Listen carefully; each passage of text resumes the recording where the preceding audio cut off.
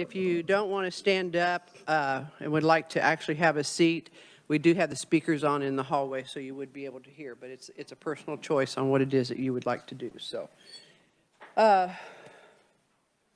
committee, we're going to open up the hearing on House Bill 2256.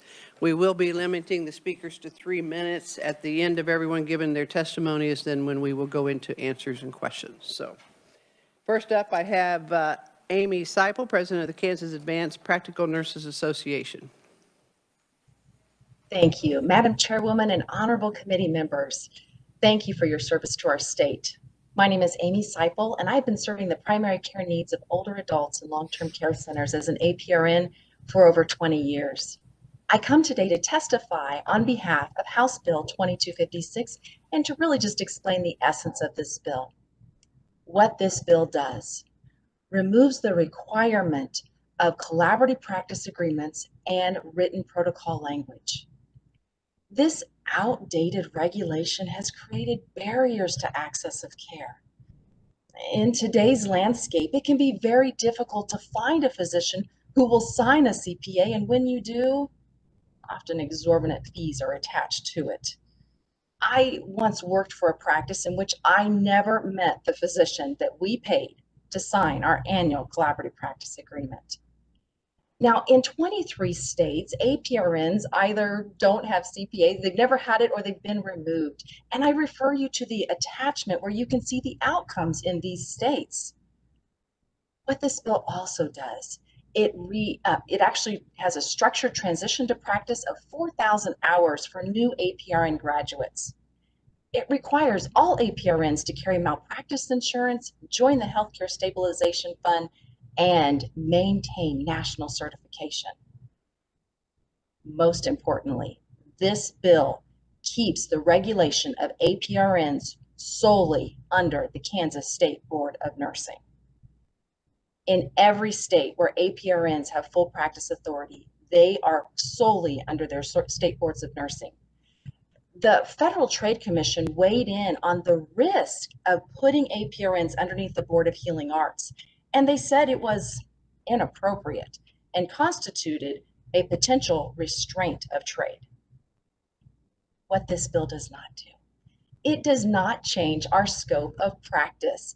APRNs will continue to render care in accordance with our education and our certification. And it certainly does not change the essential elements of collaboration. We will continue to collaborate with other healthcare providers and physicians. In fact, it's mandated in our bill, and it's a requirement of APRN professional ethics. Finally, in closing, I just want to say that because our bill, we weren't able to see it before it was thrown in, we have balloon attachments that would conform the bill to our original draft intent. We have, Amy, yes, 30 seconds. Okay, we have worked with Representative John Barker, and Revisor Scott Abbott has the draft amendments attached. Thank you so much for allowing me to testify. Thank you, Amy. Next, I have Sonia Slava. Did I pronounce that right? APRN? Yes. Welcome. My name is Sonia. Thank you. My name is Sonia Slava. I'm an advanced practice registered nurse from Wichita. I hold 3 certifications as an APRN. And let me tell you why I'm here today, because it is definitely not for political reasons. In 2015, my life changed forever when I lost my youngest brother to suicide. After his death, mental health became my family and I's passion. We became involved in every activity which promoted mental health awareness and suicide prevention. I wanted to focus on mental health and provide those services to Wichita. I returned to graduate school and obtained a 3rd degree as a psychiatric mental health nurse practitioner after I discovered mental health services are greatly lacking in Kansas. Through my advocacy work with the Sedgwick County Suicide Prevention Coalition, I found that suicide is the 8th leading cause of death in Kansas. Suicide is the 2nd leading cause of death for ages 10 to 44. My brother fell in this age group. He was 22 years old when he died. These statistics are very personal to me, as my brother's death counted as one of those statistics. We are losing our youth to suicide, partly due to lack of access to care, but with your help, there is an answer.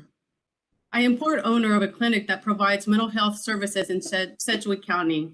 our collaborating physician is 73 years old. The harsh reality is that if you were to stop practicing today for any reason, whether it be retirement or death, our clinic would have to close, leaving all our patients without mental health services and the medication they desperately need. They would have to find those services in an already too congested mental health system because it would take months, if not years, to secure another collaborating physician for our clinic. It took us almost a year to secure the one we have. I also volunteer with the ICT Street Team, which is an organization serving the homeless population in Wichita. This has opened my eyes to mental health and how it affects our very own community and most of our homeless population. Even though I'm trained to do so, our ICT Street Team collaborating physician has placed limits on what we can treat. She is not comfortable treating pregnant women, so we cannot offer expectant mothers any type of treatment, for example. I've also volunteered with Via Christi Sonia? Medical Mission at Home. Sonia, Yes. 30 seconds. I've also volunteered with the Via Christi Medical Mission at Home, a day of free healthcare for 2 years in a row. I have had different collaborating physicians each year, which I never met. So in total, I have had 4 collaborating physicians in the last 5 years, and I have only met 2 of them. I urge you to support House Bill 2256. Thank you. Thank you very much, Sonia. Next, I have Marilyn Douglas, an APRN. Madam Chair and members of the committee, Marilyn Douglas from Garden City. I'm a family nurse practitioner. Thank you for this opportunity. Access to primary care is the main goal of this legislation. Increasing access to care will improve Kansas public health. But let me tell you, we already have good examples that are going on in Kansas. It's the VA system that recognized this benefit. In 2016, a federal ruling from the VA system allowed APRNs to practice without a collaborative practice agreement, or what we call full practice authority. Many of the 87,000 Kansas veterans benefit from APRNs providing care. The VA system also tracked indicators and are proud to report that because of this change, they were able to increase access to care. They were able to decrease their appointment wait times for veterans and decrease delays of care. The Indian Health Service and the military clinics and hospitals are also good examples of where APRNs are working without a collaborative practice agreement requirement. There are over 20 of these clinics across Kansas and 5 hospitals. What's important to note is that each of these APRNs are diagnosing, prescribing, educating, and managing acute and chronic care according to their education and training, and they are regulated by the Board of Nursing, a trustworthy regulatory board. 23 states have already passed this legislation, and what's important to note is that in none of these states, there has not been legislation to edit, reverse, or modify their existing status. And in fact, they have enjoyed benefits, mostly that of an increased APRN workforce. Nebraska is a good example of that. The best statistic I can share with you is that 20 of their counties that were previously designated a provider shortage county can now have a documented APRN providing care. So this is not a new concept. Marilyn, 30 seconds. Thank you. Hundreds of studies already confirm that APRNs with full practice authority provide safe and effective health care. They provide equal and better patient outcomes, increased access to care. They utilize preventive care measures, and they decrease unnecessary hospitalizations and ER usage. Please refer to my written testimony for some of those studies. Thank you very much, and I look forward to your questions after everyone has spoken. All right, thank you, Marilyn. Next, I have Matthew Allen, a private citizen. Thank you. Chair Landwehr and members of the committee, for the last 13 years, I have served as city manager for the city of Garden City. My professional experience has helped shape my perspective on this issue, but this testimony is my own. I offer for your review the following case study. The city of Garden City employs approximately 370 insurers and averages 900 lives on its health insurance policy at any one time. By 2010, the city had experienced several consecutive years of double-digit percentage increases to health insurance premiums, along with eroding the insurance plan itself. At that point, the city began to explore alternatives to a traditional health benefit.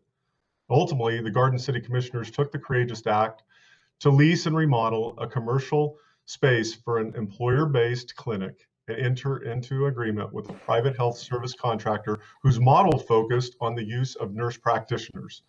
At the time in Garden City, which has a reputation of being a rural regional healthcare center, over 60% of the city workforce did not have a primary care physician. They were undoctored. No family practice clinics in Garden City were taking new patients. The primary care provider for most of the city's public servants and their families was the emergency room. In 2012, the Grow Well Clinic opened and began serving the City of Garden City workforce as an employer-based, single-payer wellness and nursing services clinic. 9 years later, this clinic is still in operation. City health insurance rates are stable and far below industry averages. The total expenses in the city's health insurance fund, which includes both the employer's contribution to health insurance premiums and the cost of operating the clinic, only represents a 3% total increase from 2012 to 2021. That's total increase, not average annual increase. Average annual increase is well below 0.5%. Participation in the clinic is nearly 100%. Satisfaction in every measurable way is above 95%. The cumulative budgetary savings over industry averages during those 9 years exceeds $3 million. And by comparison, we've had some pretty large industrial and commercial projects in Southwest Kansas and in Garden City. The budgetary benefit of the clinic exceeds the benefit of any one of those projects. This case study provides evidence of the transformative impact you can expect from unshackling nurse practitioners to do what they are trained and capable of doing in Kansas. Matthew, 30 seconds. Thank you. Especially since there is a shortage of care in most of the state. Oversight and quick access to a medical doctor or diagnostic services are the only two reasons I've been given in the decades since we began looking at this option, and those are simply unfounded.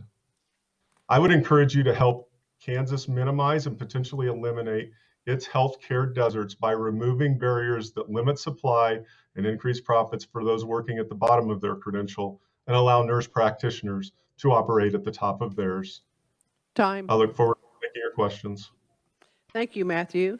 Next, You're I have Kathy Gordon, an APRN. Welcome to committee, Kathy.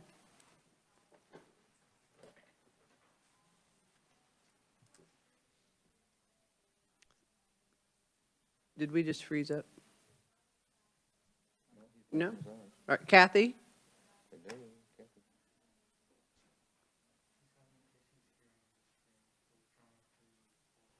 Okay, we'll come back to her. All right, we're going to come back to Kathy because. Can you hear me now? Yes, we can. Yes. Okay. All right, let's go. Technology. Thank you so much, Chairman Landwehr and committee members, for this wonderful opportunity to talk a little bit more about House Bill 2256. I have been a nurse practitioner in Kansas since 1998. While I worked in the emergency department, my eyes were wide open to some of our healthcare needs in Kansas. One of those being how many people use the ER for primary care services, primarily because they couldn't find a primary care provider or they didn't have a medical home established. It didn't work around their work hours.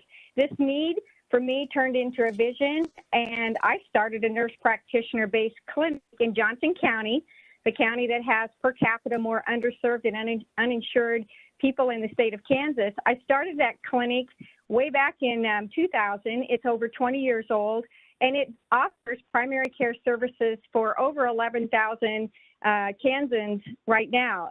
We quickly grew out of capacity and expanded into Wyandotte County services, and you might know us as Mercy and Truth Medical Missions.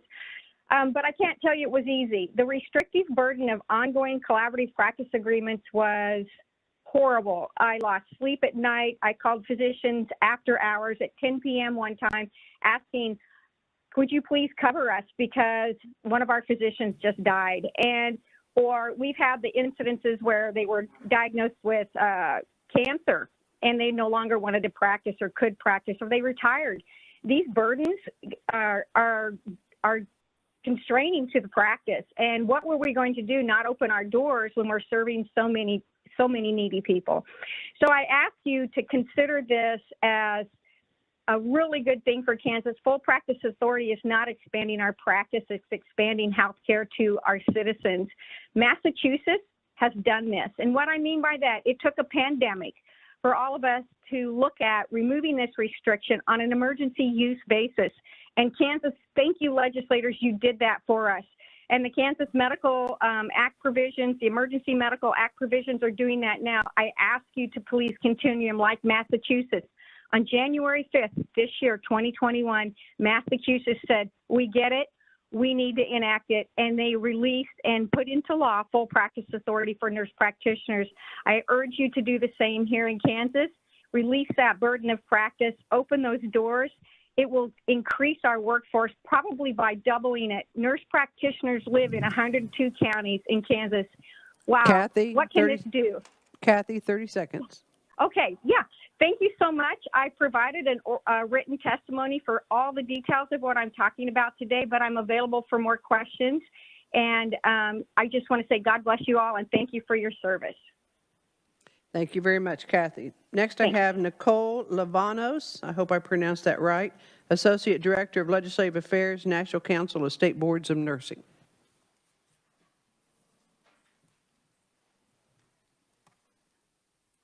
Are you there, Nicole?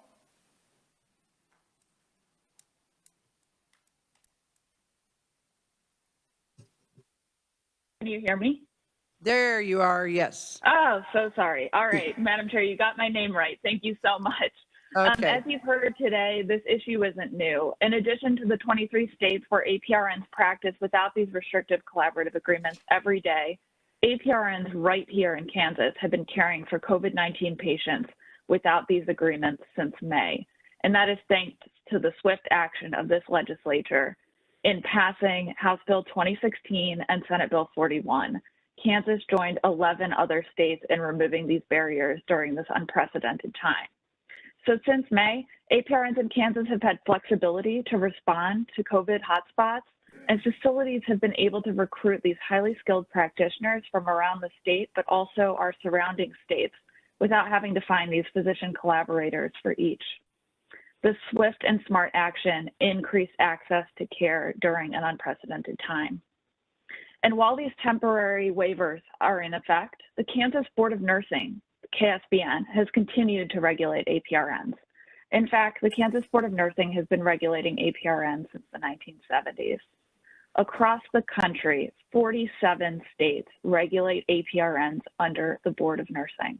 And in all states that have taken action to remove barriers, such as Kansas seeks to do today, APRNs are regulated solely by the Board of Nursing. It's been mentioned by some, and why I bring it up today, that regulation of APRNs in Kansas should be moved under the Kansas Board of Healing Arts, which is the physician-controlled regulatory body in the state.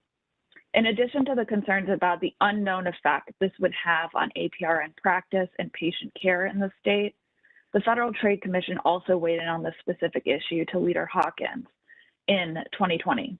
The comments attached to my written testimony, but I want to summarize a few key points here. First, the FTC notes that removing collaborative practice agreements will improve access to care, contain healthcare costs, and expand innovation. These are all results they've seen in the other states. Second, they warn that moving APRN regulation under the Kansas Board of Healing Arts would be anti-competitive. And last, warn that this unprecedented move of regulation would discourage new entrants into the profession, deter competition, and suppress innovation in services. Kansas needs more healthcare providers, not less. Kansas needs greater access to services and safe and qualified APRNs, not less. Nicole, 30 seconds. Thank you. I would point you to KSBN testimony submitted today that will demonstrate that KSBN are the experts in APRN regulation. They license, discipline, approve programs in the state, and enforce the Nurse Practice Act for all APRNs. The board regulates the current scope of practice for APRNs. That's the same scope of practice that will be in place after House Bill 2256 is enacted into law. 2 APRNs sit on the KSBN, and they have an APRN advisory committee for further expertise. Nicole, time. Thank you so much. Thank you. Next, I have Ginger Breedlove, PhD, founder and principal consultant of Grow Midwives, LLC. Honorable representatives, thank you for your service, for the ability to present testimony today as a lifelong Kansan, and really for your willingness to listen. As you stated, my name is Dr. Ginger Breedlove, a PhD in nursing and a certified nurse midwife. I'm past president of the National Organization of Nurse Midwives, the American College of Nurse Midwives. I established the KU Graduate Midwifery Education Program and now run the largest national consulting firm for midwives in the United States. I have visited the halls you sit in many times over many decades. I first came and sat in the Senate chamber as an elected girl state representative in high school from Wyandotte County. I've grown up and practiced the majority of my 40-plus year career as a nurse and midwife in the state. I have testified in U.S. Congress to help pass the maternal mortality bill that President Trump signed into law in December of 2018. My husband worked for a time as an attorney at the Kansas Healthcare Stabilization Fund and helped guide adding the CNM to their professional definition for coverage in Kansas. I know the debate over advanced practice nursing history in our state well enough to write a textbook, and I'm sure many of you here today do as well. Instead of reading the email letter I sent each of you last week, sharing the facts that likely replicate many others you're hearing in testimony today, I decided as a college debater to reverse the logic, a debate technique that begs the questions to the other side. So I'm going to pose 6 points and end with several questions.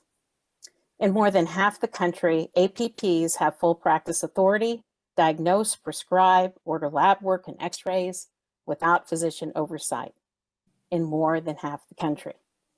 13 states and DC support APPs working independently upon licensure, and another 15 grant full practice authority after transitionary rules. Maintaining a collaborative practice agreement, as you've heard, with a physician can cost thousands of dollars every month, and even in some cases up to $50,000 to even establish the agreement. Thanks to anti-competitive scope of practice laws in 22 states, including Kansas, APPs are barred from working in a hospital even as a volunteer, unless they are supervised by a physician. Some of these restrictive states also impose a variety of bureaucratic hurdles, like the number of practitioners a physician can supervise or the geographic radius of the relationship. Ginger, 30 seconds. Yes. So here are the questions I want you to ask yourself. What other U.S. healthcare professional requires a transition to practice? The answer is none. Do cardiologists consult with a cardiovascular surgeon for possible needs of higher levels of care? The answer is no. Why does AARP, the American Hospital Association, the Federal Trade Commission, the National Governors Association, the Department of Veteran Affairs, and IOM all support full scope practice? And Ginger, finally, time. Thank you.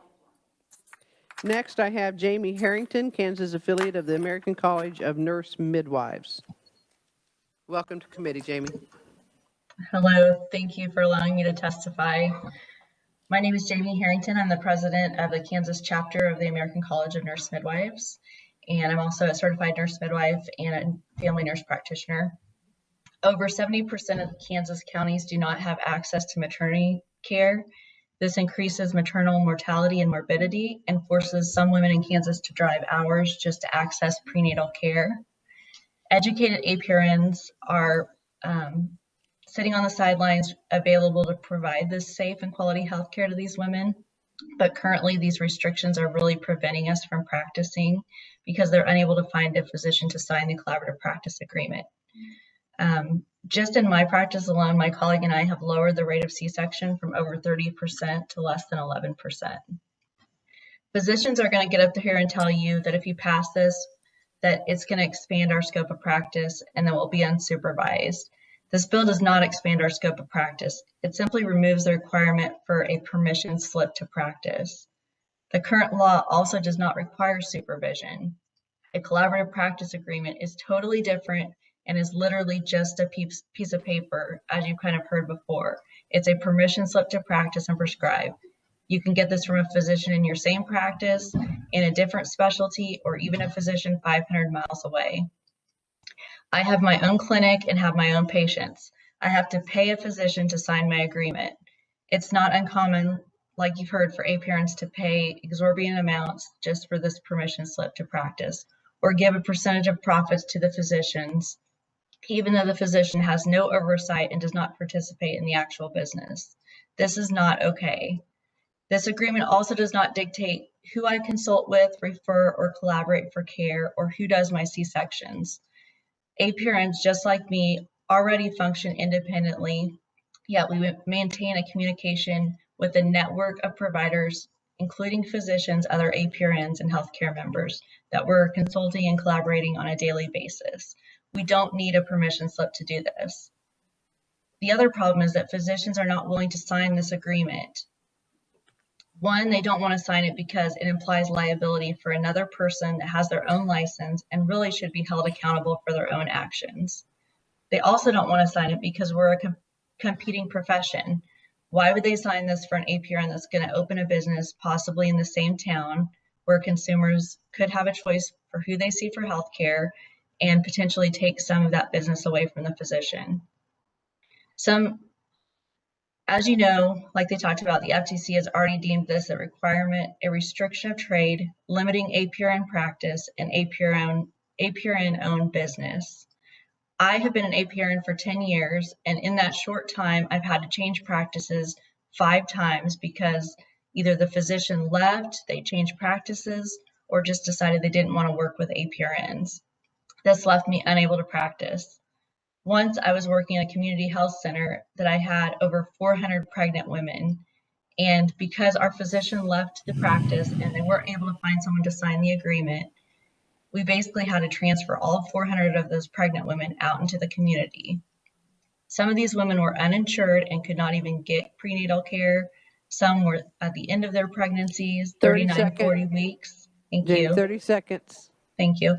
And being forced to see someone else they didn't know or that they didn't trust, when I still could have continued to see these women. I was already seeing them, but with the requirement for the collaborative practice agreement, it made it impossible. This is unacceptable. Please remove this unnecessary requirement. 24 states, the VA have already removed it. Thank you. Thank you, Jamie. Next, I have Judy Davis Cole, an RN, AARP advocacy volunteer.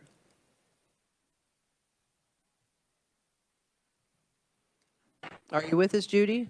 I'm Chair, member. Yes, can you hear me? Yes, we can. Oh, good. Thank you. Madam Chair and members of the committee, I'm also a retired master's prepared nurse and a concerned elder Kansan. Thank you for the time this afternoon to testify in favor of House Bill 2256. Why is our group so concerned about this bill? Our numbers continue to grow. By 2026, to be 95 million of us. Our group is a major consumer and sender of the healthcare dollar. Vitally important to us to have easy access to high quality, cost-efficient healthcare, especially in the area of primary care. Many issues in healthcare, but one major issue is that there's a shortage of physicians for primary care, and the shortage is projected to get worse over time. There is a solution. In 2018, there were 367,000 advanced practice nurses in the United States. In 2019, 270,000 nurse practitioners, 87% of which are in primary care, and many will practice in underserved rural and urban areas. You've already heard that the advanced practice nurses in Kansas are not allowed to practice to their full extent of their license Some will argue that physician oversight protects the public from poor and/or dangerous care. No. The National Academy of Medicine found no studies that indicate that this is true. Some argue that if collaborative agreements are not continued, then the advanced practice nurses need to be regulated by the Board of Healing Arts, primarily a physician-oriented board. No, nursing is a profession in and of itself separate from medicine, and it always has been. If a physician's order is not perceived by the nurse to be a benefit to the patient, the nurse is legally and professionally responsible to not carry out that order. Physician oversight is unnecessary and it's outdated. You've already heard the concerns of the Federal Trade Commission on these issues. How are advanced practice nurses perceived in the state of Kansas? In 2018, there was a survey done by AARP of voters age 45 and above in the state. This indicated that 87% of these voters, voters support allowing advanced practice nurses to serve as the primary care provider of record. So in summary, advanced practice nurses deliver care comparable to, and in some cases better than, physician care, deliver safe care with higher patient satisfaction surveys, document quality patient outcomes, they're cost effective, more likely to practice in underserved areas. Please join the other 23 states, the VA system, the Department of Defense, and others who remove these barriers from the advanced practice nurses. We ask you to support and pass House Bill 2256. Barriers to be removed. Thank you. Thank you, Judy. Next, I have Elizabeth Patton, State Director for Americans for Prosperity. Welcome to committee.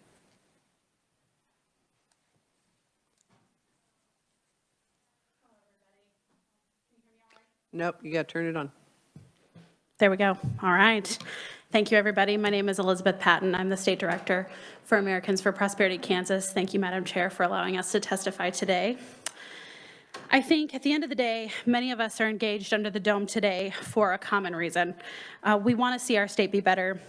We want to see solutions happen, and we want to leave our children and grandchildren a place where they are able to live, grow, and thrive in both rural and urban areas. If the COVID-19 crisis has shown us anything, it's that doubling down on today's bureaucratic approach to healthcare won't work. In fact, we are starting to get a glimpse of what's possible by taking a different approach to things like healthcare, one that trusts Kansans rather than holding them back. As policymakers removed barriers to care, it empowered frontline medical professionals to give their patients the healthcare they deserve, and building a patient-centered healthcare system that lowers costs, increases choices, and improves access for millions of people seeking relief. The reforms we are supporting today helps our state do just that. Kansas faces some of the worst provider shortages of any state in the nation. According to the U.S. Department from Health and Human Services, roughly 800,000 Kansans, over a quarter of the state's population, live in areas that face a severe shortage of physicians. That matters for many of the reasons that have already been stated by fellow conferees, because one of those is that it makes it harder for those highly educated nurse practitioners to find physicians to sign these collaborative practice agreements. It means APRNs in our communities are ready to practice nursing and help patients be able to be treated within their scope of practice, and yet are often unable to do so. More bureaucracy and failed government programs do not solve the issue, but removing unnecessary regulatory barriers can make a much greater impact for access to care. This bill is a great example of an easy way to make a real practical difference in our state, and we can remove a piece of paper that changes nothing in what an APRN has already been highly trained to do, to provide a full range of high-quality nursing care within their scope of practice, and deliver this to parts of our states, including those 800,000 Kansans who are experiencing a provider shortage. So I will end with this, which I've referenced also in my written testimony, a study that was done in June by the University of Illinois that compared the effect of Midwestern states who have waived scope of practice laws, as we did, including Kansas, and versus Midwest states that did not. And the study found that states that expanded their scope of practice for nurse practitioners, well, I said that wrong, expanded to full practice authority for nurse practitioners, reduced COVID-related deaths by 10 per day in those states that implemented the changes. So we are asking for those reasons and many of the others stated today. I'll endeavor not to be redundant, but I will ask you to please vote in favor of this bill. Appreciate it and I would be happy to stand for questions at the appropriate time. Thank you, Elizabeth. Next, I have Eric Stafford, Vice President of Government Affairs, Kansas Chamber. Welcome to committee, Eric. Thank you, Madam Chair and committee members. Eric Stafford, Vice President of Government Affairs with the Kansas Chamber, here to testify in support of 2256. Appreciate Ms. Colombo moving over to the side rather than behind of the room while I testify, just out of lack of trust over this issue. Healthcare, I was trying to think of an opening statement. All I could think of was healthcare sucks, but it doesn't have to. Ultimately, Kansas has pretty restrictive laws in many areas, and that's really the underlying tone that I'd like to give in our testimony today. Yesterday, we testified on a legal reform bill, and we were told by attorneys that only the Supreme Court's the best place to regulate attorneys, that they're really the best oversight. Nobody else should have any oversight over attorneys in terms of their ethical standards. Today, we're facing something in the healthcare realm that's very similar, that a piece of paper is keeping patients safe when visiting with an APRN rather than a primary care physician or doctor. I think that the quote that's in our testimony from the FTC letter to Majority Leader Hawkins couldn't have said it any better. Well-intentioned laws and regulations may include unnecessary or overbroad restrictions that limit competition. This legislature repealed competition restrictions in the world of wine and beverage sales a few years ago with the Uncourt Kansas initiative. So again, I think Kansas has shown that we like to protect people with the use of statutes, and we would would ask that this committee support this bill to allow individuals that are trained in their practice to practice up to the full scope independently, and allow Kansans to benefit from this. As you've heard before, half or close to half or more than half of the states have this independent practice authority. Seems to be working there. People aren't suffering. So with that, be happy to stand for questions at the appropriate time. Thank you. Thank you, Eric. Is there anyone else that I have not called on as a proponent that expected to be called on today? All right, seeing none. Committee, you do have, let's see, 2, 4, 6, 8, 10, 12, 13 pieces of written only testimony in your information. So now we will open it up for the opponents. And first I have Rochelle Colombo, Executive Director of the Kansas Medical Society. Welcome to committee. Good afternoon, Madam Chair, members of the committee. I am Rochelle Colombo, the Executive Director of the Kansas Medical Society. Our association represents all physicians in Kansas in every community of every specialty. And I appreciate the opportunity to stand before you today in opposition to House Bill 2256. 3 minutes is a very difficult time frame to respond to all the things that you have heard today, but I promise you I am more than happy to meet with you after this, and I hope that the testimony, the attachments I've provided, and what you'll hear from other folks will answer many of those questions, because there is much to be discussed. The most important thing that I can tell you about this bill is that the Kansas Medical Society does not oppose the independent practice of nursing. House Bill 2256 has been brought to you under that guise that this is just about nursing, this does not expand the scope of practice, and that there are restrictive requirements for nurses to practice in Kansas today. We are not opposed to the independent practice of nursing, but that is not what House Bill 2256 establishes. This bill provides for the independent practice of medicine by non-physicians, specifically APRNs. We can talk a lot about that. The words that have been used today, independent practice, full practice authority, collaborative practice agreements, each of them deserve an understanding. We do not have time to unpack all of them today. It has also been stated that 23 states have full practice authority and that this same bill has passed in 23 states. That is false. There are a variety of laws that are governing the practice of medicine and the practice of nursing across the United States. They are not all comparable. There are only 3 states that have unrestricted and unsupervised authority for APRNs in the United States today. So we should talk a lot about that, but we won't have time to today. The reason that the KMS opposes the independent practice of medicine by non-physicians is that we believe training and education matter. Before you, you have a couple of things I would point to. One is testimony from the AMA President, James Madeira, on a similar bill in Mississippi, House Bill 1303, that talks about the differences in training and education between APRNs and physicians. The second is a wheel that describes the differences in hours. These are important for you to understand because I hope that what you heard in the testimony today is that they believe they can provide the same level of care, serve as a primary care provider in exchange for a physician. Very simply, this bill, House Bill 2256, allows an APRN to serve as a physician, period. There is no distinction in what they have provided and the Healing Arts Act, which is KSA 65-2869. In the Healing Arts Act, it specifically delineates that diagnosis, prescription, independent treatment and management of ailments, as well as authorization of other healthcare supervision is the sole purview of a medical doctor or a doctor of osteopathy. Every other healthcare provider, every other one in the entire state has a statutory scope of practice or is regulated under the Board of Healing Arts because they participated in delegated medical acts. So what you've heard the nurses say is, well, this is not an expansion of scope because we currently perform some of these duties. These duties are delegated medical acts, and they are supervised through the physician's licensure currently. If you take away that physician's supervision, what you have is the independent practice of medicine. So the question before you today is, are these professions different? Is their training and education different? Does that training and education matter? What does this mean for your parent and for your children?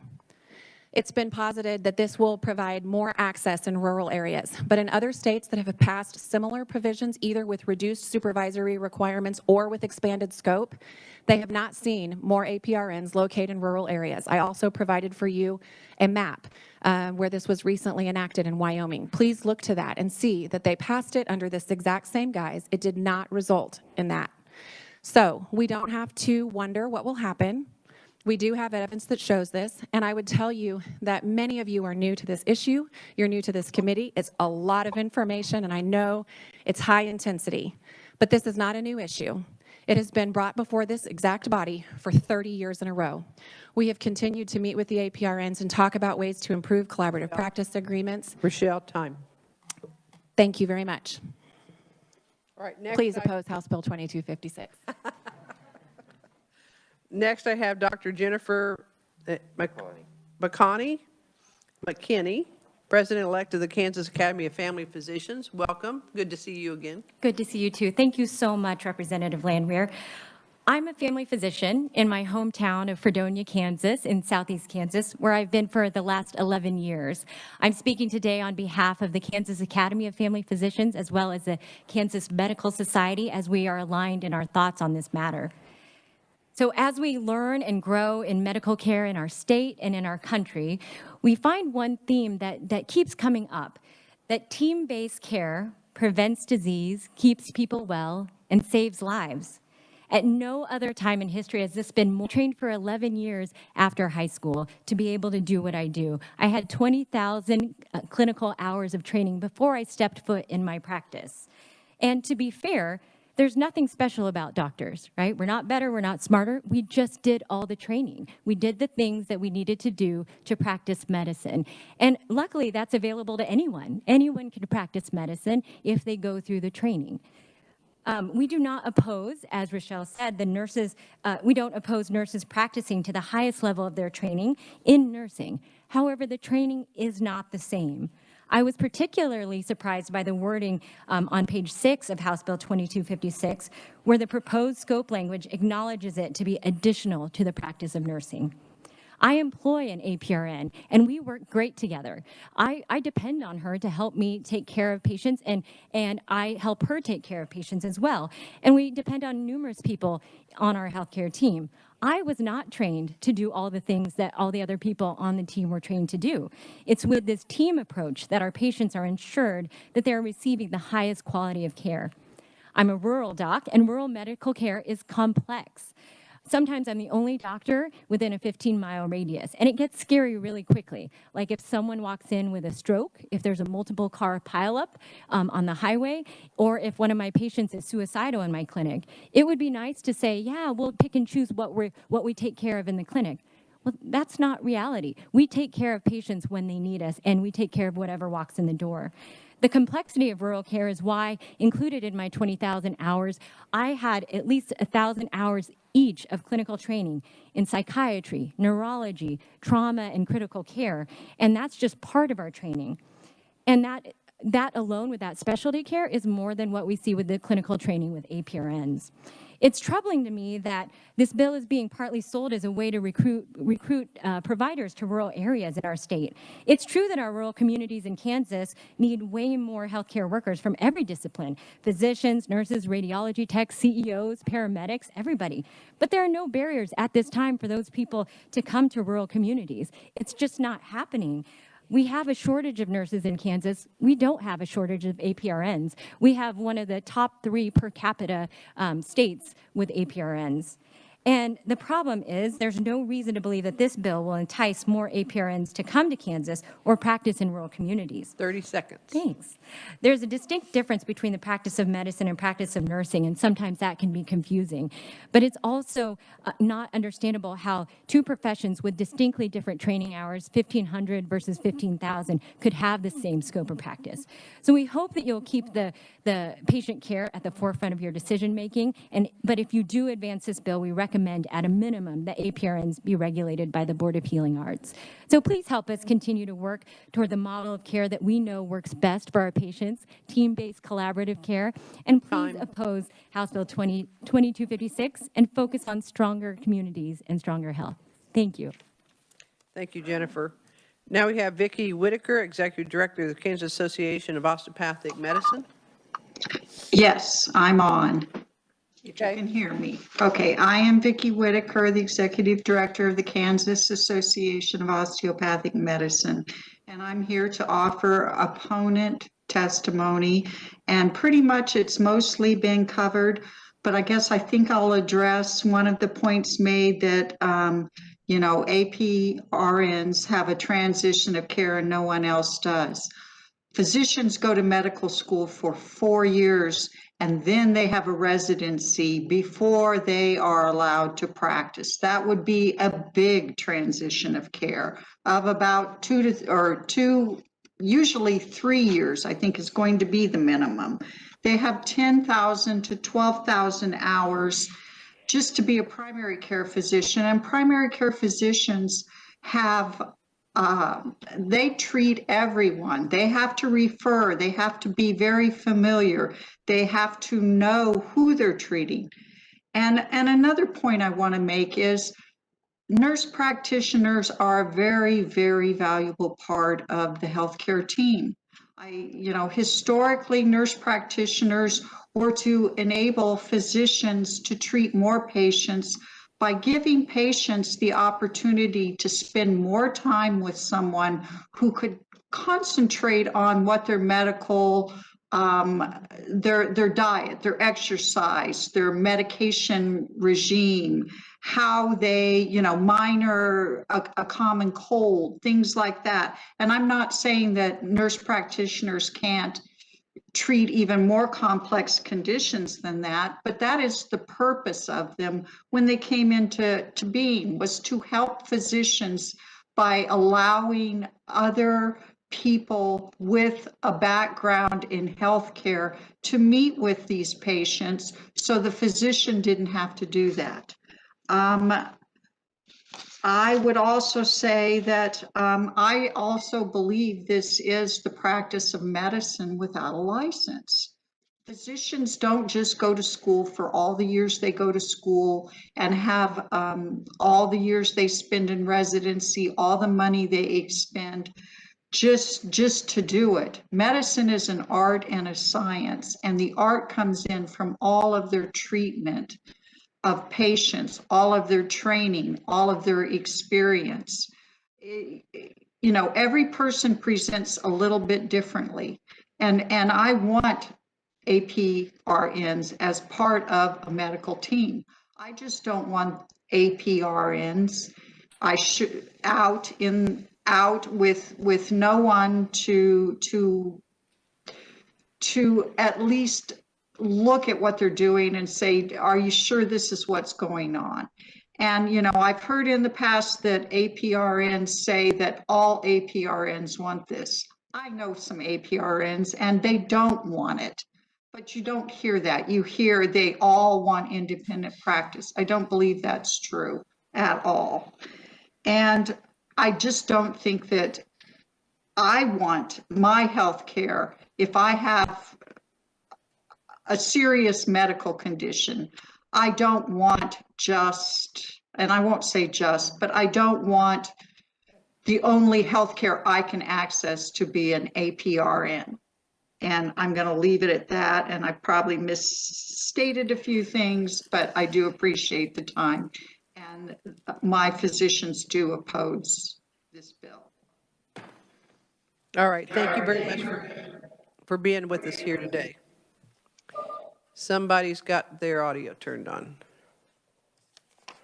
Okay, is there anyone else that was an opponent that expected to testify and I did not call upon them?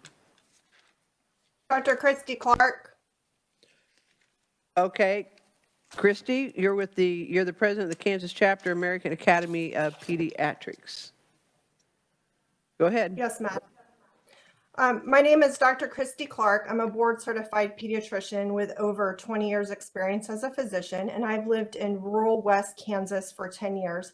I serve as president of the Kansas chapter of the American Academy of Pediatrics, and I'm here on behalf of the pediatricians in the state. We represent most pediatricians, about 400 pediatricians, and they're in opposition to this bill, even though they see nurse practitioners as an incredibly valuable member of a physician-led team to take care of patients.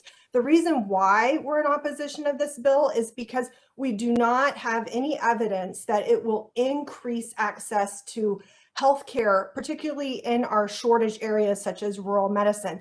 Other states that have been studied that have allowed for independent practice of nurse practitioners have not seen increase of access in healthcare. I'll be able to speak to this a bit more. Also, there's been studies that show that this can increase cost of healthcare itself and increase the cost of liability insurance for the nurse practitioner, which could be very prohibitive to practicing independently. For example, my husband is a family medicine physician, and he does full spectrum family medicine, and his malpractice rate is 20 times that of our nurse practitioner's rate. I feel like my area of expertise that I need to speak to you today is not as a pediatrician, but as a rural physician. I work in a town of under 1,000 people in a county with less than 2,000 people. And I feel like I need to advocate for all the rural providers, including the rural nurse practitioners who do not want this. They do not want the collaboration to be eroded. My family medicine husband, who I have worked with for 14 years, says that our nurse practitioner partner is absolutely the best physician he's ever worked with. I try to not take that to heart. We're still married. I collaborate with nurse practitioners. I precept nurse practitioner students. My own primary care provider for myself and my children is a nurse practitioner. However, he does not want to be doing this without collaboration. Currently in Kansas, nurse practitioners have a lot of latitude. They can work in the clinic. They can admit patients to the hospital. They can round in the ER. That's not true in every state. I moved here from Texas where they could not admit to the hospital. My sister's a nurse practitioner in North Carolina. She's not able to prescribe medications. Currently in Kansas, nurse practitioners enjoy a lot of freedoms and latitude. They're very valuable. And what I want to point out to you, though, is that in rural Kansas, there is not an avenue for independent practice for nurse practitioners. In rural Kansas, the model is a critical access hospital with an attached rural health center and also a long-term care. And this falls under the auspices of CMS. And as such, a nurse practitioner can admit, but has to do so under the supervision of a physician. A nurse practitioner is not allowed to write for oxygen, for medical necessity, for a Medicare patient. There are simply things that only a physician can do, even if you change this bill in the state of Kansas. We must continue to work together as a team to take care of patients. I have looked with nurse practitioners in areas of healthcare shortages at starting a clinic outside of the RHC system, and it is cost prohibitive to do so. I do not see this increasing nurse practitioners in rural America at all. It will not help our shortages at all. And I don't see anybody being able to afford to open a clinic. If I can't do it with a nurse practitioner, none of the rest of you can, not in rural America. The question I have is who then is going to benefit from this financially? You must ask that question. It is people outside the state of Kansas, such as the big box stores, the Walgreens, the big hospital organizations that own hospitals within Kansas, and also the insurance companies who want to hire nurse practitioners and cut out the physician because they can do it for less. Looking at this 4,000 hours, I showed it to my sister who's a nurse practitioner. She works in geriatrics, and she says, okay, so I have 4,000 hours in geriatrics.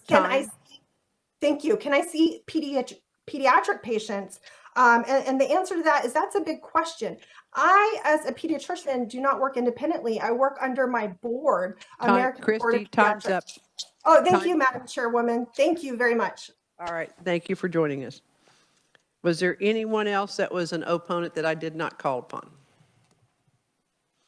All right, committee, okay. Doug, were you wanting to testify? Yes, please. Okay.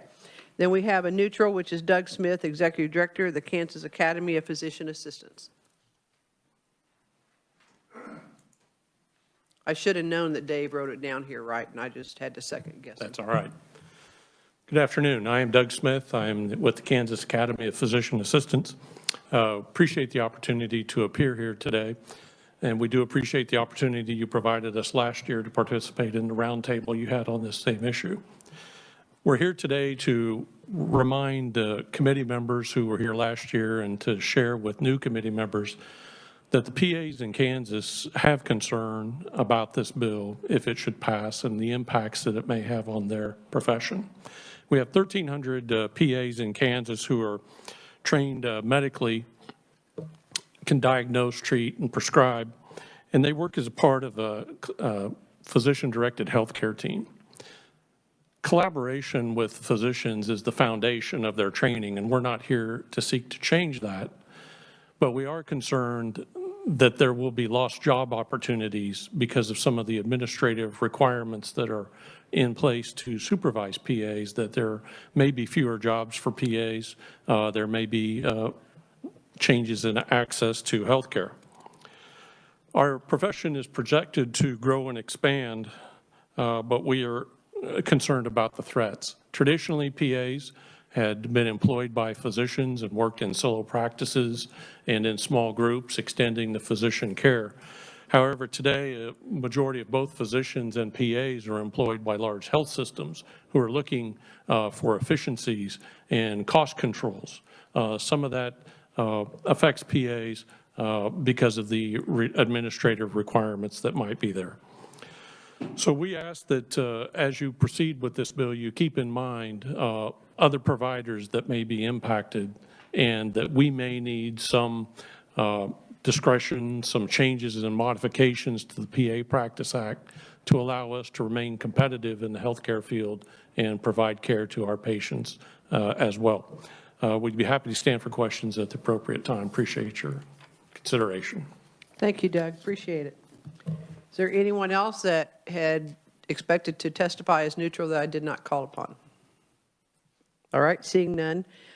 We have written testimony only from Tucker Poling, the Executive Director of the Kansas State Board of Healing Arts. At this time, committee, we will open the floor up for questions. Representative Epley. Thank you, Madam Chair. And so I'll ask, because we don't have much time, that we'll be brief in our answers, but we'll do the best we can. I would like to call back Elizabeth Patton to the mic, please. So, Elizabeth, I really appreciated your testimony, and I appreciate the need for access to care. And you made sort of a broad statement that 800,000 Kansans don't have adequate access to care. Do you know by specific counties where that exists? And again, So- please be brief. Sure. That is a number off of the U.S. Health and Human Services website. I would be happy to provide you with additional details. I believe I also cited it in my written testimony, but I would be happy to circle back with you on that. But it does have a breakdown of what qualifies that by their definition. Okay, at some point, I'd like to see it county by county because I have different information, but I'd be happy to visit with you later. Thank you very much. Yep. Number 2 is Eric Stafford.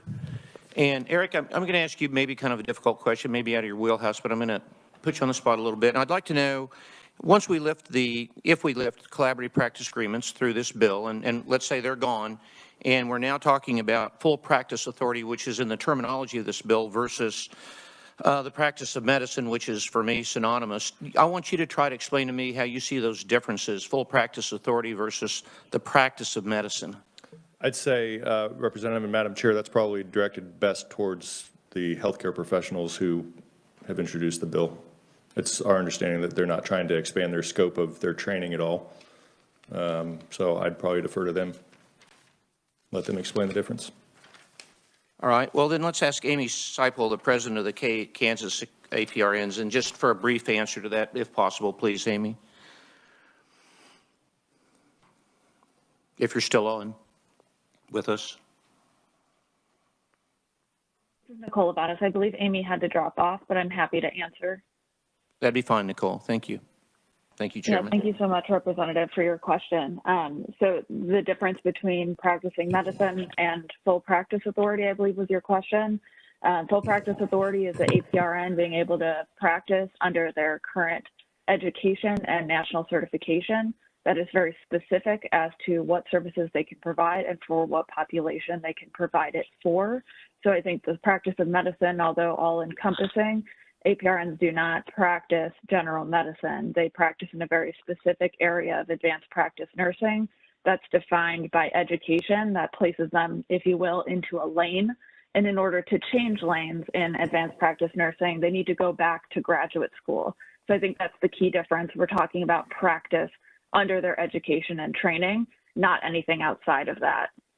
But excuse me, and so I'll just beg to, nicely as I can, to ask for more clarity, because once you lift the collaborative practice agreement, from my perspective, it seems like we're doing parallel work, whether it be the practice of medicine or you want to call it a different nursing function called full practice authority. But I don't see the differences when it comes to basic medical functions. Yeah, so if I can respond to that. So this bill also includes the requirement that APRNs hold and maintain national certification. What that national certification is a definition of what their scope is, and that scope is limited. And so you're not able to practice as an APRN outside of your national certification. So that does limit the types of services that an APRN can provide. For example, if a pediatric nurse practitioner was wanting to suddenly saw a mental health care need in their community and got interested in the topic, they wouldn't be able to, without going back to graduate school, passing a national certification exam, and then becoming nationally certified and licensed in the state of Kansas, be able to actually practice in mental health. So it's very narrow and specific to them. It may not apply across into other professions, that same type of specific training, but it is unique to advanced practice nursing and does not give them any sort of unlimited scope. All right. Well, we could talk at length and bore everybody to death with that. Thank you very much. Finally, Nicole, I'll ask you, the Board of Healing Arts, you gave the testimony that you thought it was physician dominated. Do you know how many physician members, MD members, are on the Board of Healing Arts? Well, I was referring to, I believe that there's also MDs, ODs, as well as chiropractic doctors and others. I believe that they make up the vast majority of the Board of Healing Arts in Kansas, is my understanding. And I know the FTC commented to that too. Are you aware there are chiropractors and podiatrists on the board? I am aware of that. Thank you. Yes. Okay. So the majority of the members are not MDs on the Board of Healing Arts. Are you aware of that? Correct. MDs, correct. They make up, I think, 5 members of the board, if I have that right. I think they make up 4 or 5 members, yes. All right, and finally then, the last question for you is on the Board of Nursing, and this really comes from our written testimony, and it's just a question about trying to understand how a board that's never really been authorized to practice medicine or in my opinion, the same thing, practice, full practice authority, the Board of Nursing, how they're going to be able to really make determinations on the scope of practice that includes the practice of medicine. How's the Board of Nursing equipped to do that when they've never done it before in this realm? So thank you for your question. So the Kansas Board of Nursing has been regulating the current scope of practice for APRNs, both their prescribing and their practice. Again, they've been regulating them since the 1970s, and there are 47 other states that do the same solely under the Board of Nursing. So because the scope of practice isn't changing under this bill, meaning an individual APRN who performs services right now in Kansas today to treat their patients, they're going to be performing those same services after House Bill 2256 is enacted into law. So the same appropriate expertise that they have today in Kansas under the Kansas Board of Nursing is that same expertise that's going to be needed to regulate these individuals again after this bill is enacted. Thank you very much for your answer. I think we could bog down in semantics all day, but thank you very much. Thank you, Madam Chair. Representative Parker. Thank you, Madam Chair. I have a couple questions. I'll try and be as quick as possible. Nicole, if you don't mind, since you volunteered the first time, you may be stuck there, but feel free to defer. I wondered if you could speak to, on page 6 of the bill, lines, oh, sorry, I lost my spot here, 15 through 27. To me, as someone who doesn't work in healthcare, this sounds to me like expanding the scope of practice. Can you walk me through why is this section necessary if we're merely trying to do away with a collaborative agreement? Yeah, can you refer to those line numbers again, Representative? Yes, I'm sorry. It was page 6, lines 15 through 27 is the new language there. Yeah, so that, right, correct. So that definition is not an expansion of scope of practice. Those are all things that APRNs in Kansas can do today. I mean, conducting an advanced assessment, ordering, diagnosing, those are all practices and services that APRNs provide today. This definition of professional nursing as an advanced practice registered nurse is from the national model. So that is just defining what APRN practice is as opposed to what registered nursing practice is or licensed practical nursing. This does not, again, increase what those APRNs can do because those bounds are set not only by licensure, but in this bill by that national certification. The APRN cannot practice outside of that space. Thank you. That's helpful. The other question I had for you or any of the proponents is, one of the opponents referenced that there are different models across the 23 states that have some version of independent practicing. Why is this the one that we chose? Are there others that are acceptable? Are we open to any of the models across 23 states, or is there a specific reason that this language is superior? Yeah, thank you, Representative, for your question. And so, without knowing exactly what was being referred to as different models across all of the states, I would, as someone who works across the different states, the national model for APRN regulation is the national consensus model, which was developed in 2008 to create some uniformity between the states in regulating APRNs. And so that is the model, and that's some of that language, like you just referred to on page 6, comes directly from that model. What is different among some states that have implemented full practice authority? For starters, some have never had restrictive collaborative agreements. So we have states that since the 80s have had regulation of APRNs and they've never had these agreements. So there's no language in their law that's really exiting from these agreements, like the 4,000 hours that we have in our bill is doing that. It is meant to facilitate a transition from the current practice into full practice authority for APRNs. That number, 4,000, it does differ, and that may be what they were referring to, is what is the appropriate or what is the right number to hit. We know that 4,000 hours is nearly 4 times that of neighboring Colorado, twice that of Nebraska for their nurse practitioners, and in South Dakota as well, they only have 1,040 hours, whereas we have, agreed to a number that's much higher than that for this bill. So again, without knowing what they were saying about these different models, I can just speak to that there is one national model and states facilitate that and incorporate into their statutes as appropriate. Thank you. Madam Chair, I do have a question or two for the opponents, but I'm happy to jump on the back of the line if you'd like. Go ahead, because then we'll have Representative Lynn, Blacks, and Reese after you, so go ahead. Thank you. Rochelle, I'm going to start with you, but again, if you want to defer to anyone else, that is fine. And I apologize, this might be a little bit broad, but as the proponents for this bill outline some of the points that they're trying to solve, for example, in some cases, there are collaborative agreements that there's really no actual oversight from physicians, access to health care, allowing them to practice to the full extent of their qualifications. I heard a lot from opponents about not being fully opposed to those aims, but having maybe issues with this bill specifically. Is there an alternative bill that's been proposed to deal with any of those things? Is there other legislation out there that has already been proposed or that you would be open to address some of those issues?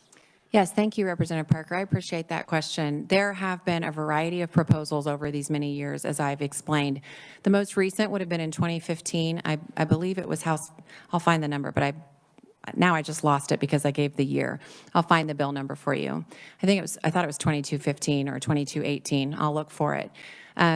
Which would have allowed for some of these things, both a more narrow definition of scope of practice that more appropriately acknowledge the differences in training and education, as well as some oversight for those delegated medical acts through the Board of Healing Arts. There are other models also. You heard from the physician assistants today. So they work under the direct supervision of physicians. They have collaborative practice agreements. They didn't get a chance to talk about this very much. It's really interesting. The professions out in the real world, APRNs, PAs, and physicians all work really, really well together, but they do have different models for how that happens. The PAs have a very prescriptive model that a very, very specific type of collaborative practice agreement. They have limitations on how many physicians can regulate, or how many PAs can be supervised by a single physician. They have distance limitations. They have definitions of direct supervision and indirect supervision. The interesting thing about this, as we've worked with the nurses over the years to try to accomplish some of these goals, to recognize the differences in training and education, the different roles on the team, is that actually what we have today was the result of one such compromise, which was to say, let's have a really broad collaborative practice agreement requirement that just says a physician has to be in some way involved in supervising the acts that you perform. It's not really defined in statute what has to be involved in that collaborative practice agreement, where it is for some other healthcare provider types like physician assistants. And there's not a limitation on distance. Right now, a nurse can practice anywhere in the state so long as they have a collaborative practice agreement. And so, they argue, well, these aren't meaningful. We would love to see those, we can make those more meaningful. We would argue in the absence of that, they need to have a distinction in their scope of practice between nursing and medicine. So I would answer yes. There are a number of models which could maybe accomplish what we're talking about today, but to reduce this as the independent practice of nursing is not appropriate, and it doesn't exist in 23 other states, as been stated. There are a variety of models, but Kansas is listed among these other states. I'm sure you know that we work with our counterparts across the nation as someone that has quasi-independence. So in other states, there's somebody out there testifying saying, we wish we had what Kansas has, because they have really broad authority, as it was mentioned by Dr. Clark. APRNs are able to prescribe, for instance, here. And those things are really different state to state. They have admitting privileges, et cetera, et cetera. So it's not apples to apples, but this model would be the least, it would absolutely eliminate any distinction between the practice of medicine and the practice of nursing, and we believe that's a bridge too far. Thank you. Thank you, Madam Chair. Representative Lynn? Thank you, Madam Chair. Rochelle, you probably could answer this for me. In the couple years I've been up here hearing about this bill, the common denominator seems to be the collaborative agreement. And in looking for a compromise, I'm not sure that we've focused enough on that. So first of all, I'm wondering if you can tell me which board is responsible for holding on to those collaborative agreements? So that's a great question. In this instance, I think the Board of Nursing has to. And so, but they are, again, when you look at other healthcare professions that require collaborative practice agreements, for instance, the PAs, those come to the Board of Healing Arts because both professions are regulated there. And then they have a council which goes through updating those regulations as often as necessary and have representation on the board. So, or work together on the board to bring those because it is not, and I think that's an important point, a majority of physicians on that board. So those FTC arguments actually don't apply in Kansas. So really different when you look at those different professions. Okay, and if I may, Madam Chair, I'm wondering if we can maybe modify some of those collaborative agreements and how they're structured so that there's a little bit more consistency. I know one of the concerns is, if a doctor dies, then they no longer have a collaborative agreement. Is there any sort of room for compromise in establishing something like a grace period, for needing to get a new one or to renew one, so that if something like that were to happen, they have time? Or is there a way for either the Board of, maybe the Board of Healing Arts to either host or maintain some sort of last minute or last resort sort of option that could be temporary until a collaborative agreement with an actual physician could be reached? It seems like maybe this is the spot for compromise here, that maybe we can reach an agreement. Representative Lynn, I appreciate that question and would say that we have been very open to that for a long time. Again, if you look at the way that physician assistants are regulated, they address every single one of those things. And we would welcome that. That's not something that the APRN community has liked to do. And while we understand that they are dissatisfied with the current collaborative practice agreement, they have been unwilling to embrace a different model. I would also tell you that nothing in law right now restricts them from having a backup physician listed, from working to establish who that backup would be, how that would work if the physician dies. That's what actually happens in the physician assistant collaborative practice agreements. They both have a designated, whether you're on vacation or you die, they've got somebody who is designated. Theirs are very prescriptive. The APRNs, when we put this the last compromise together about 15 years ago, did not want to do that. They said, we don't need that. What we need is something that takes each individual nurse and each individual doctor into account, and so that you can do the full breadth of your training, depending on what that is, because a nurse right out of nursing school is not the same as a nurse who's been in practice for 30 years, and we want our collaborative practice agreements to reflect that. And so that's how we got the collaborative practice agreements we have today, is based on what they told us they needed. So I would tell you we're very open to that. We would love to see them structured as they are by the physician assistants, which are extremely, they work well. They are frustrated because, as you've heard, they're not the same in the way they are regulated, although that affects employment. But we would welcome them to be much more prescriptive so that there is clarity and that does provide the meaningful oversight they would like. Madam Chair, would the APRN side or the proponent side be able to answer that? Go ahead. Who wants to answer it from the APRNs? I can answer it. I'm Jamie Harrington. I'm the president of the Kansas American College of Nurse Midwives. So what Rochelle is saying, currently, the problem is we are not able to find physicians that are willing to sign these agreements. That is the major issue. Physicians, I don't blame them. They don't want to sign them because they don't want to be liable for someone else who has their own license. And don't you think that we should be held accountable if we have our own license? The other issue is that we have compromised. We've been working with KMS over the past 4 or 5 years, and that is the reason this transition to practice is in the current bill, is that is our compromise. It is one of the highest, like Nicole said, in the states. It's 4,000 transition to practice hours. Thank you, Madam Chair. Representative Blacks. Thank you, Madam Chair. This question is, I have a couple questions. One's for Rochelle Colombo and one for Dr. McKinney. Rochelle, appreciate your testimony. You say that you do not oppose independent APRN practice and that training and education are important. What is your solution to the lady you just heard on the screen, to those practices that's been independent for the 20 years with 400 patients, 5 or 6, 8, 10 employees, all of a sudden lose their collaborating physician through either a death? And I know you advocate going under the Board of Healing Arts, and if so, how would going under the Board of Healing Arts advocate that if they still don't have a, quote, supervising physician in your words? Well, I want to try to answer this, the couple different parts. To answer what was just said about why would a physician sign a collaborative practice agreement when these individuals, these other providers have their own license. That's true, but their licenses provide for different privileges. And by the term, I mean privilege, the privilege of providing patient care that affects the life or death of a human. So those privileges are granted, again, based on training and education requirements. With all other healthcare providers, those are stipulated by statute and or are delegated through those supervisory requirements.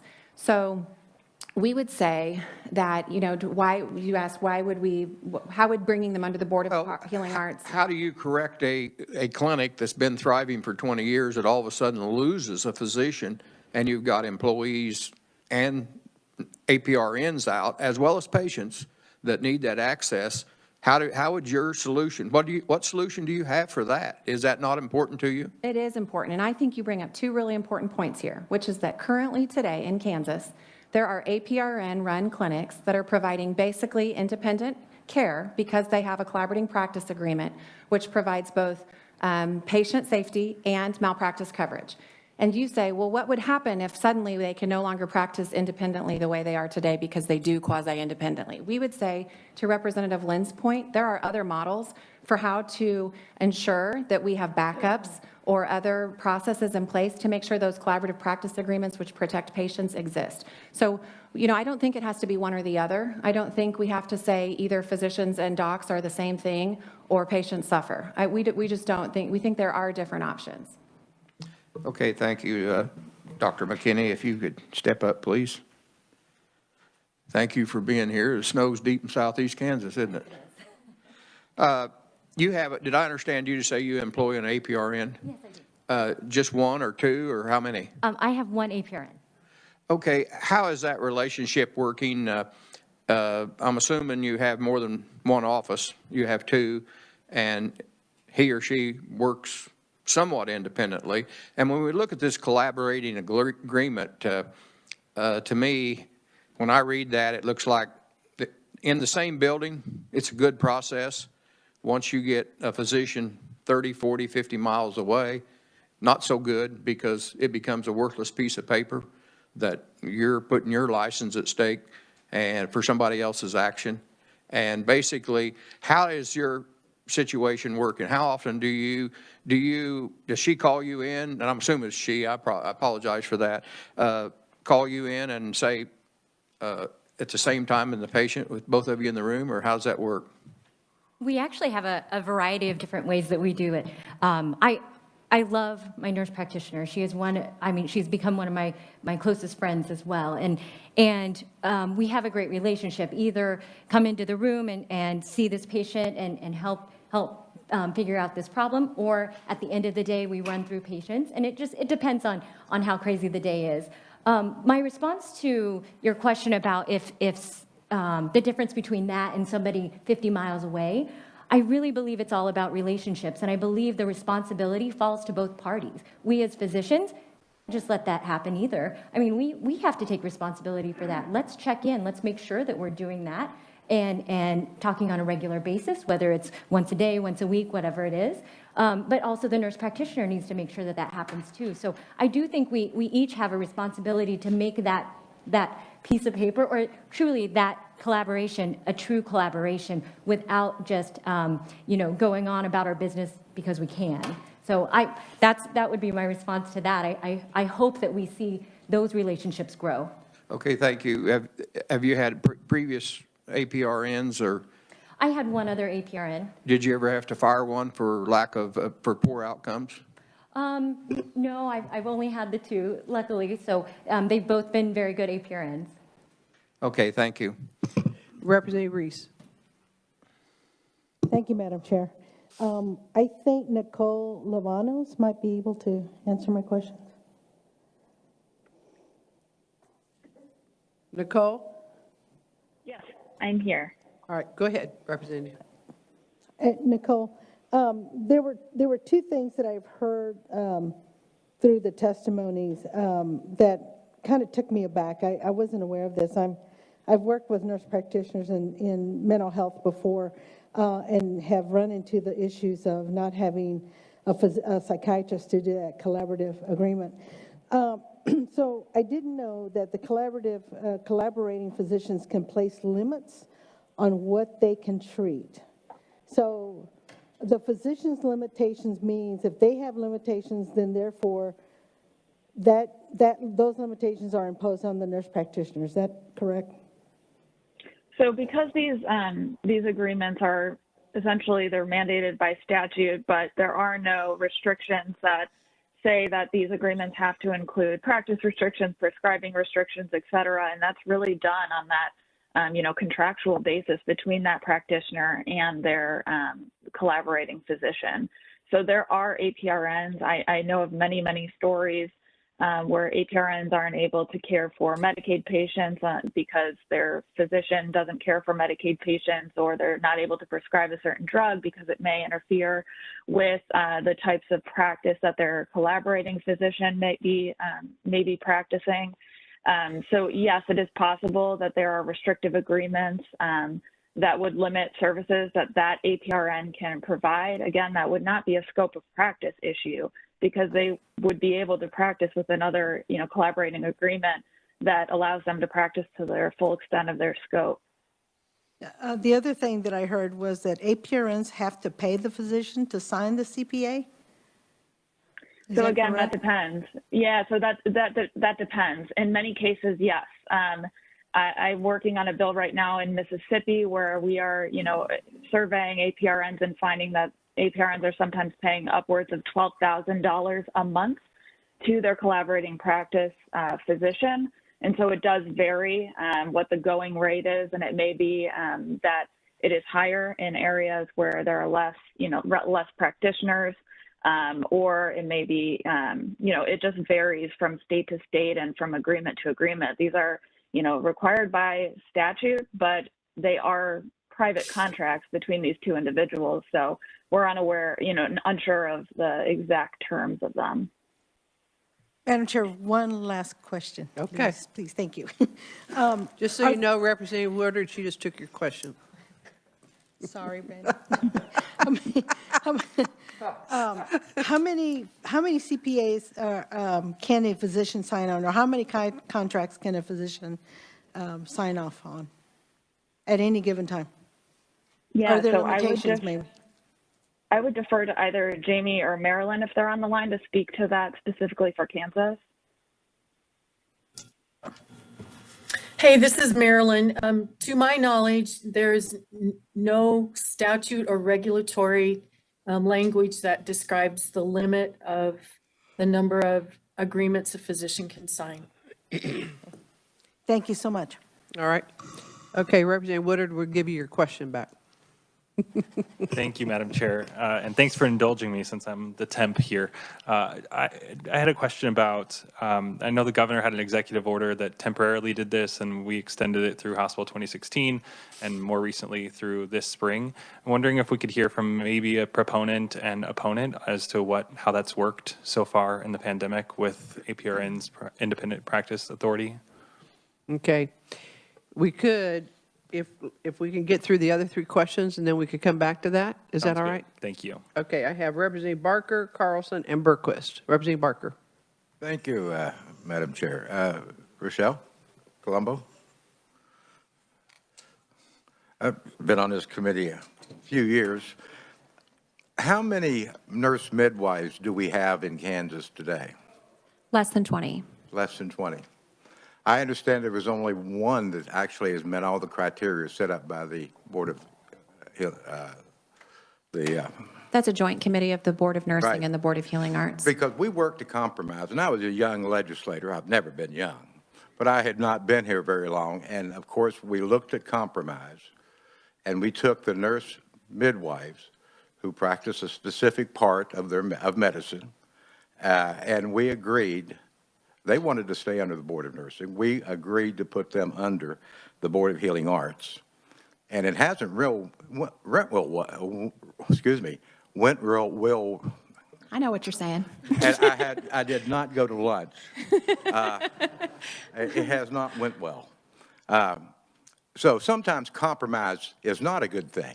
You've taken a profession of nurses and almost ran them all out of the state of Kansas. Would that be an accurate statement? No, sir. There were eight midwives in practice when that bill was passed, and it is not under the Board of Healing Arts. It is jointly regulated by the Board of Nursing and the Board of Healing Arts. And you passed a scope of practice in that bill, Right, which you was did. then relitigated through the regulatory process. And it was a compromise language. It's Yes, all sir. about turf. It was not our When it bill. comes to It was brought healthcare. by a legislator. Some people have it, other people want part of it, and nobody wants to give it up. But I remember we had a psychiatric nurse out in western Kansas who had a 80-year-old psychiatrist that she worked for. She had a collaborative agreement. Well, he wanted to retire. She had several hundred patients, and she did not know what was going to happen when he retired because there's no other psychiatrist out there. And I'm trying to do some research to find out what she's doing today and what happened to her patients. That's all I have, Madam Chair. Thank you, Representative Barker. Representative Carlson? Thank you, Madam Chair. And I'm not sure who this should be addressed to, whether it's going to be Rochelle or what, but I was looking here at this wheel and about how many hours, how many years, training, experience. I know that dentists aren't on here. There's a lot of other ones. But I'd like to know, so most doctors have to be under the Board of Healing Arts.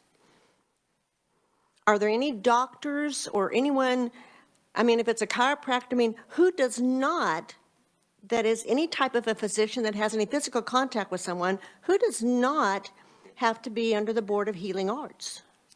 I thank you for that question. So all physicians are under the Board of Healing Arts. Medical doctors and doctors of osteopathy are defined as physicians. They practice medicine and surgery. But they also regulate at the Board of Healing Arts the doctors of chiropractic, as well as 13 other health professions, PTs, PAs, a podiatrist, a host of other things. But there is an independent board of optometry. There is an independent board of dentistry and the Board of Nursing. Up until this time, those three independent boards of healthcare professionals have in statute a prohibition against that very statute that I referenced, 65-2869, which is the practice of medicine and surgery. So our position is if you're going to eliminate that restriction against the practice of medicine, you need to be under the board which regulates the practice of medicine. Otherwise, all healthcare professions which in any way overlap or provide direct patient care that touches the practice of medicine are regulated by the Board of Healing Arts. Thank you for your question. Thank you. Thank you, Madam Chair. All right, Representative Berquist. Thank you, Madam Chair. I think because I'm most acquainted on the screen with Nicole Lavanos, I might ask this question. The nurse midwife, I believe. The question is, a two-part, but it's all at one time. Have the APRNs agreed to contributing to the Healthcare Stabilization Fund within this plan, and what does that contribute to the cause? Yeah, thank you for that, Representative. So within this bill, it is required that APRNs participate in the Healthcare Stabilization Fund.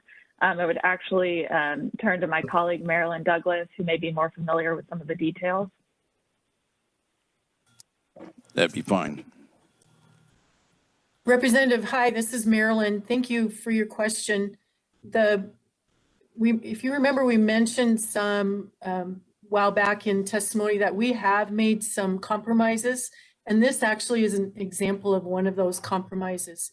One of some of the discussion amongst legislators was that they felt it was important for our profession to be under the Kansas Healthcare Stabilization Fund. So we put that into our bill, but the nurse midwives and the nurse anesthetists were already in the Healthcare Stabilization Fund. So it would add nurse practitioners and clinical nurse specialists.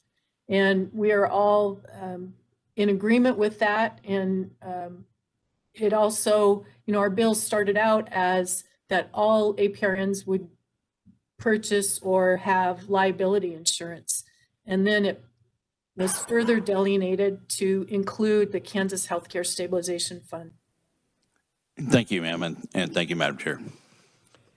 Thank you. Representative Woodard, I think because, no, you've got a good question. It's just going to be a little bit lengthy.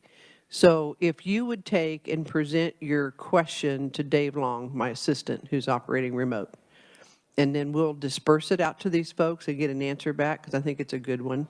That sounds great, Madam Chair. Thank you. Thank you. Representative Arnberger, and that'll be our last person today. Thank you, Madam Chair. And my question is actually a request for research. It was mentioned that 23 other states already have this, some type of a bill into law, and I'm just curious if research could maybe break down what exactly each state has so we can have it in front of us, if it is just a different on hours or if they have something completely different for if we ever do work this bill. Did you get that, Arida? Madam Chair, thank you, I did. All right, thank you. All right, committee, this will close the hearing on House Bill, what's my number? 2256. I've had too many bill numbers in my head today to remember. On House Bill 2256, and we are adjourned until tomorrow at 1:30.